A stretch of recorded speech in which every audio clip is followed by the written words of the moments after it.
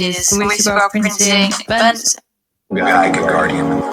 Yo, what's the deal? It's your boy Who's Hendo, and we back talking sports. We got part 2, Why You Never Poke Larry Bird. Let's get it. Man for man. You can see his competitiveness. You can see his determination in Game 7.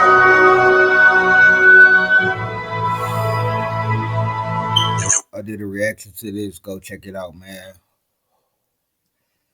Yeah, go check it out. This is one of the best games in the 80s I've seen. One of the best performances by Dominique Wilkins and Larry Bird I've seen. There was only one player on the floor who could match his will. Bird is open. Do they want him to take that shot? 6 points. Parrish picks for Bird. Gets the roll. Shooting here, wide open.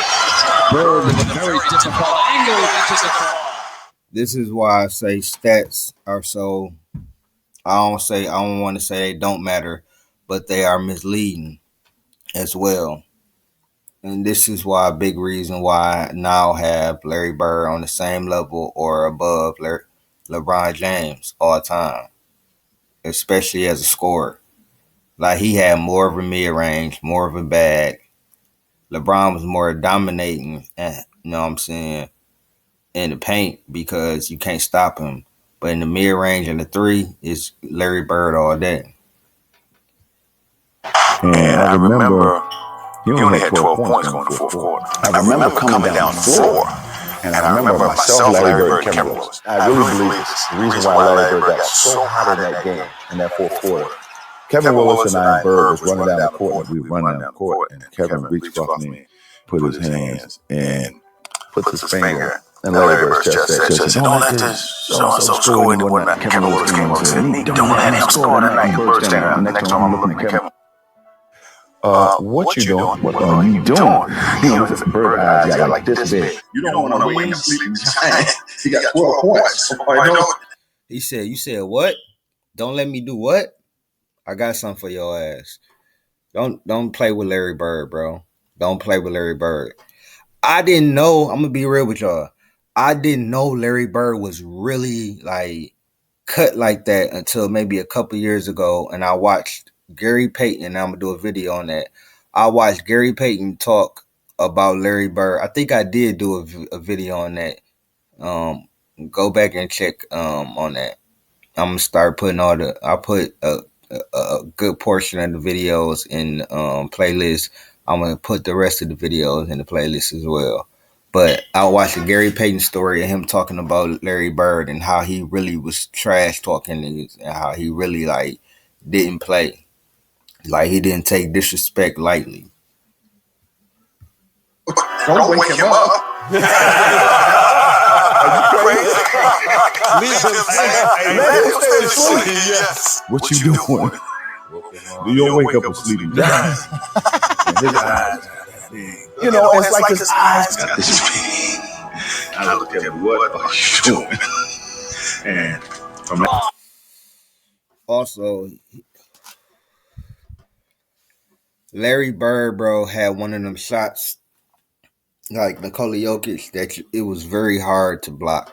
And then Larry Bird was 6'9", you know what I'm saying? And he could shoot from like almost anywhere on the floor, bro. He could play like literally 1 through 4, really. Like, I saw one highlight where he was guarding Ralph Sampson in the post. Like, Larry Bird really is underrated, bro. I remember sitting down before the fourth quarter, and I'm watching the game, and I remember they took me out for a blow. Kevin Cliff Livingston came in the game, and he got hot. And I remember Coach said, all right, Nick, go in there and slow him down. I said, slow him down. He hot now. Forget that. That's the only thing I can do is try to match him bucket for bucket.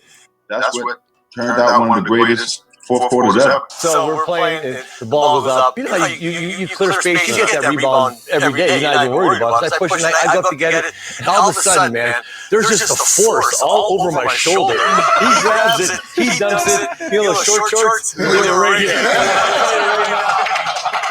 I mean, he threw that thing down, and I was like, oh my, and Larry has the classic line. Larry goes, shoot, better box that guy out, okay? I suggest you put a body on him. That was one of the craziest things ever. I've never seen a guy that high in my life. He just threw it down. Show's right here. Right here, baby. That was not, I still remember about that video. You had 47 in that game. Larry Bird had 34, but 20 of those in that quarter. Like I said, I think he ended with 34 for the game. I don't think it was so much edge they had. I just thought it was a player that they had, and that was Larry Bird, who basically put 20 in the fourth. And I just, you know what I'm saying?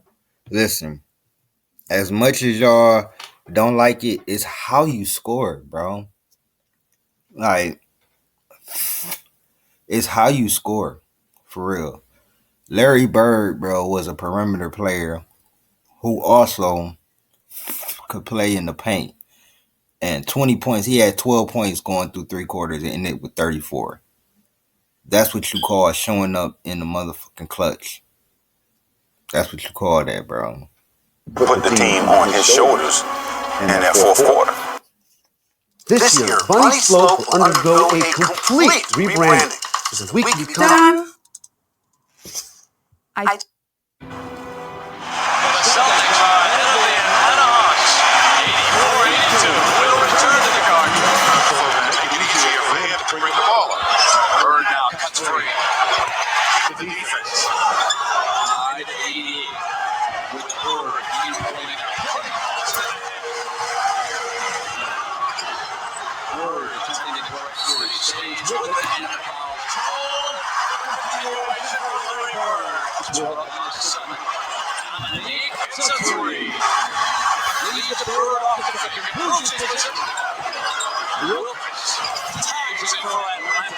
Dominique was pretty much the whole game. Larry, the fourth quarter, kind of then carried their team. That's what made him so great.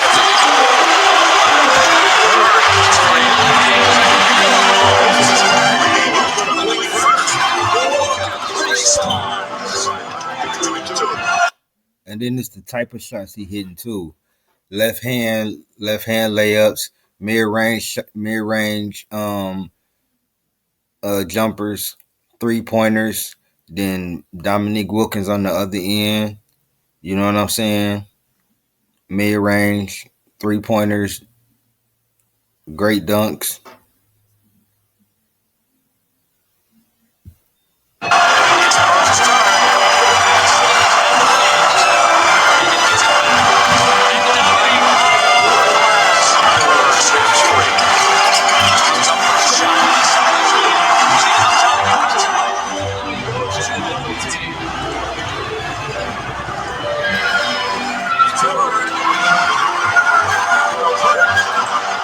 Now, I'm going to do a LeBron video as well.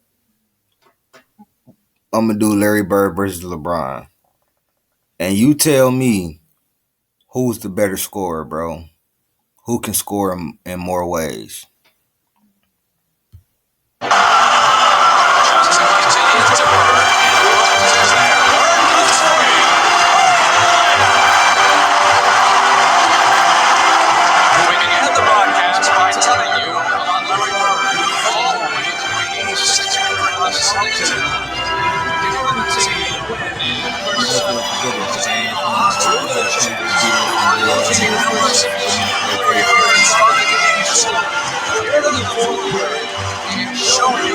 Future Hall of Famer. 20 points this quarter. He is 9 of 10. In this period, he has his last 6 field goals. 90% in the fourth quarter in a playoff game. That is what the fuck you call stepping up, bro. That's what you call a lot of other players wouldn't have been able to do this, especially when they guarantee a victory, bro.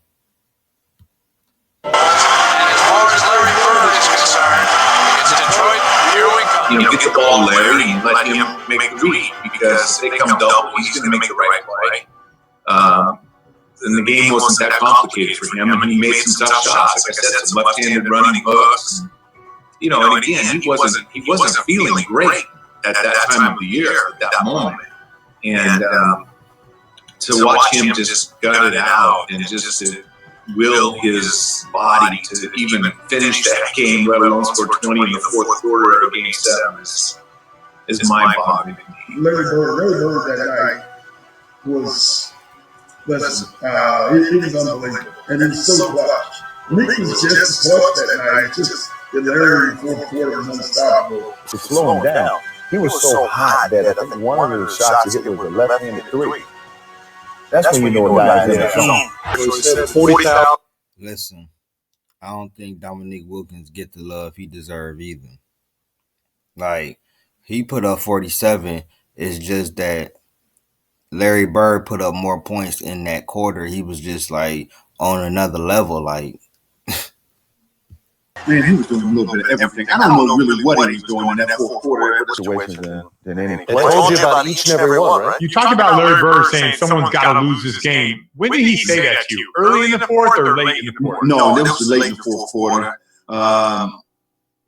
It was probably like, I don't know, 30, 40 seconds to go in the game. I think it was a timeout, or we were taking the ball out of the bounds. I can't remember what it was, but I remember him saying that. And he said, you know, we both deserve to win, but somebody got to go home. And, man, to his credit, man, he took the Celtics and put them on his back. And he would call the spot. Yeah. He never called the spot against me. That's got the best respect. When I tell people Larry Bird talk trash, Yes, it lets you know. Every time. but it ain't the trash. It wasn't the trash word, the mean. You know, it was like, I'm gonna shoot left hand at this time. Why you pretty much that was it. I mean, that was one of the greatest performances I've seen from a guy in those circumstances. You're talking about 7 games in the playoffs. To carry his team the way he did in that fourth quarter. When you talk about clutch shots, he hit 10 clutch shots. That was good in that game. I tried to tell y'all, bro.